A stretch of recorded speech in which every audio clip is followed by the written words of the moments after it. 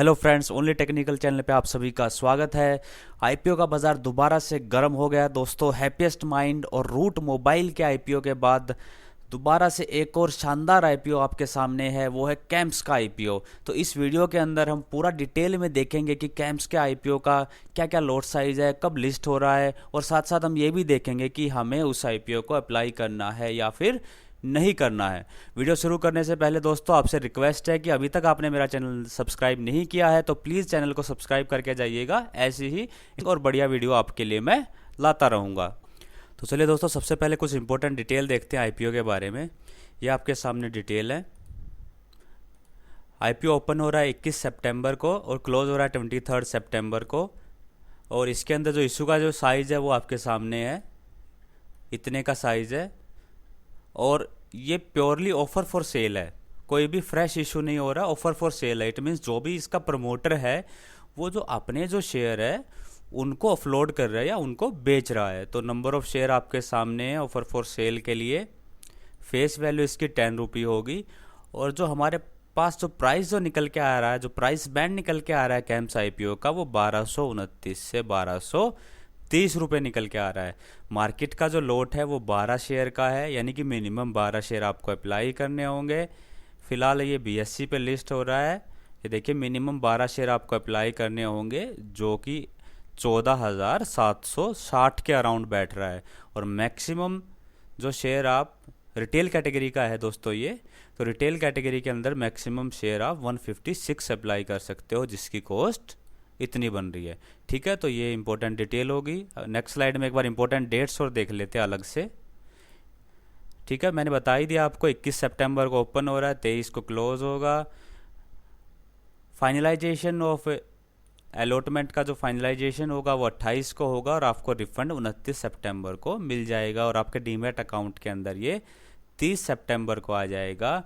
और जो लिस्ट होगा ये वो होगा 1 अक्टूबर को, यानी कि 1 अक्टूबर को ये हमारा शेयर बाज़ार यानी मार्केट के अंदर ये लिस्ट हो जाएगा।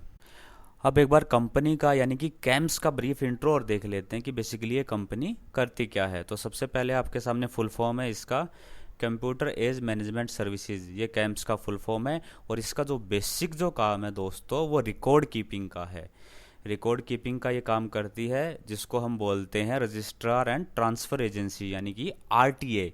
आरटीए का काम करती है। जितने भी हमारी ये म्यूचुअल फंड की एजेंसी हैं, जिनको हम एएमसी बोलते हैं, जैसे कि हमारा एसबीआई है, एचडीएफसी है, कोटक है, अलग अलग एएमसी हैं जिसके थ्रू हम म्यूचुअल फंड परचेज करते हैं, तो उनका के लिए जो रिकॉर्ड कीपिंग का काम है वो बेसिकली कैम्प्स ही करती है। ठीक है, तो ये इसका मेन बिजनेस है। और इसका जो हेडक्वार्टर है वो चेन्नई में है। और 1988 यानी 1988 को ये कंपनी बनी थी। तो आरटीए एक बार समझने के लिए कि ये बेसिकली ये काम कैसे करती है, तो मैंने आपके लिए एक फ़्लो चार्ट बनाया है। ये आपके सामने फ़्लो चार्ट है। इससे आपको क्लियर हो जाएगा कि बेसिकली आरटीए बोलते किसे हैं। तो सबसे ऊपर है दोस्तों हमारा सेबी, ये रेगुलेटर होता है हमारा पूरा शेयर मार्केट का और म्यूचुअल फंड का। जैसे कि बैंकों के अंदर आरबीआई होता है, सेम ऐसे ही हमारा सेबी होता है, securities and exchange board of India. इसके अंडर हमारा एमफी आता है, association of mutual fund in India. और साथ साथ ये डिपॉजिटरी आती हैं जो कि एनएसडीएल है और सीडीएसएल है। दोनों डिपॉजिटरी का मेन पर्पज़ होता है, जो भी आपके जो आप शेयर परचेज करते हो तो वो इलेक्ट्रॉनिक फॉर्म में इन्हीं दोनों डिपॉजिटरी में से किसी एक के अंदर आपके जो शेयर हैं वो जमा होते हैं। ठीक है, ये जो दोनों में डिफरेंस सिर्फ इतना है कि ये जो एनएसडीएल है वो एनएससी का बैकअप है इसको, और सीडीएसएल को हमारा बीएससी का बैकअप है। तो इन दोनों में से कोई ना कोई जो डिपॉजिटरी में से कोई ना कोई एक, तो जो हमारा ब्रोकर होता है उसका एनएसडीएल या फिर सीडीएसएल के साथ अकाउंट होता है। जो भी हमारा ब्रोकर है, जैसे जीरोदा है, शेर खान है, एलाइस ब्लू है, एंजल ब्रोकिंग है, तो उस ब्रोकर का इनमें से किसी के साथ अकाउंट होता है जिनके थ्रू हम बाई और सेल करते हैं। दूसरा, इसी के अंडर जो आता है सेबी के अंडर या एमफी के अंडर बोल लीजिए, वो हमारी एसेट मैनेजमेंट कंपनी होती हैं, जो जैसे कि हमारा एसबीआई है, एचडीएफसी है, कोटक है, अलग अलग जो एएमसी है जिनके थ्रू हम लोग अपना म्यूचुअल फंड के अंदर पैसा लगाते हैं। तो ये आपका पूरा स्ट्रक्चर है। और इन सब को जो सर्विस देने का जो काम करती है, रिकॉर्ड कीपिंग का जो काम करती है, वो हमारा आरटीए करती है, यानी कि रजिस्ट्रार एंड ट्रांसफ़र एजेंसी, जो है फिलहाल आपका कैम्स। ठीक है, आई थिंक आपको क्लियर हो गया होगा। मेरा पर्पस था इस पूरे चार्ट को समझाने के लिए कि आपको कैम्प्स का फंक्शन एक बार समझ में आ जाए कि ये हमारा रेगुलेटर है, उसके अंडर ये डिपॉजिटरी होती है, एमफी होती है, और फिर उसके नीचे ब्रोकर और हमारी एएमसी होती है। और इन सब के लिए जो रिकॉर्ड कीपिंग का काम करती है, ब्रोकर हुआ या एएमसी हुआ, वो आरटीए जो है हमारा, जैसे कि कैम्प्स है, वो इसके लिए रिकॉर्ड कीपिंग का काम करती है। तो ये क्लियर हो गया होगा आपको। अब बात करते हैं इसका ग्रुप की कंपनीज का। देखिए, ये तो इसका मेन बिजनेस हो गया आरटीए का, और इसके अंदर इसका 70% तक होल्ड है। मतलब जितने भी हमारे एएमसी हैं उसमें से 70% तक का जो बिजनेस है रिकॉर्ड कीपिंग का, वो कैम्सी करता है। लेकिन इसके साथ साथ उसने अपना और एक्सपेंशन शुरू कर दिया है। इसके अलावा अब वो इंश्योरेंस जो कंपनी है उनके लिए भी रिकॉर्ड कीपिंग का काम कर रही है। साथ साथ केवाईसी का काम हुआ या सॉफ्टवेयर सॉल्यूशन का काम हुआ, और अब तो उन्होंने फाइनेंशियल सर्विसेज का भी थोड़ा बहुत काम शायद स्टार्ट किया है। तो ये हमारे ग्रुप ऑफ कंपनीज है। मतलब कि कंपनी है जो कैम्स जो है हमारी, वो एक एक्सपेंडिंग कंपनी है। ऐसा नहीं कि वो सिर्फ इसी बिजनेस के साथ लिंक है। ठीक है, अब इसके जो कैम्प्स के जो ओनर हैं वो आपके सामने देखिए। खुद एनएससी इसका एक वन ऑफ द ओनर है। इसके अलावा एचडीएफसी बैंक का ग्रुप कितना बड़ा फेमस ग्रुप है, और वारबग है। तो ये सारे इसके ग्रुप हैं। और फिलहाल कैम्प्स के पास 8000 प्लस एम्प्लॉई हैं और 280 प्लस इसकी लोकेशन है। तो सर्विसेज मैंने आपको पहले ही बता दिया, ये आरटीए का काम करती है। और इसके अलावा साथ साथ ये जो टेक्नोलॉजी बेस्ड सर्विस सॉल्यूशन भी प्रोवाइड करने लगी है। और मैंने यहाँ पे बताया आपको कि ये अब जो इंश्योरेंस सेक्टर से रिलेटेड जो हमारी कंपनी है उनके लिए भी रिकॉर्ड कीपिंग का काम करती है। ठीक है, तो ये आपके सामने बैंक है, एनबीएफसी है, उनके लिए भी ये काम करती है। ठीक है दोस्तों, ये अब चार्ट मैंने आपको बता ही दिया। अब आपके सामने रिजल्ट है, एक बार रिजल्ट और देख लीजिए।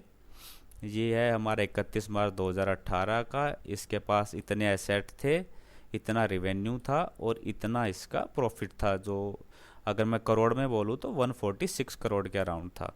फिर उसके बाद मार्च के अंदर 130 हो गया। फिर उसके बाद 31 मार्च 2020 में 173 करोड़ हो गया। और अब ये लास्ट में जो आ रहा है वो इतने अमाउंट का आ रहा है। ये सारी की सारी हमारी अमाउंट जो है वो मिलियन के अंदर है। तो ये इसके फाइनेंशियल थे दोस्तों आपके सामने, जो लगभग ठीक ठाक हैं। एक बार हम इसकी वेबसाइट पे और चलते हैं। वेबसाइट पे चल के एक बार मैं आपको दिखा देता हूँ। अगर आपको और इन्फॉर्मेशन चाहिए कैम्प्स के बारे में तो आप और रिसर्च भी कर सकते हैं। इसकी वेबसाइट पे जाके आप और डेटा देख सकते हैं। ठीक है, ये देखिए, ये सर्विसेज प्रोवाइड करती है, आपके सामने है।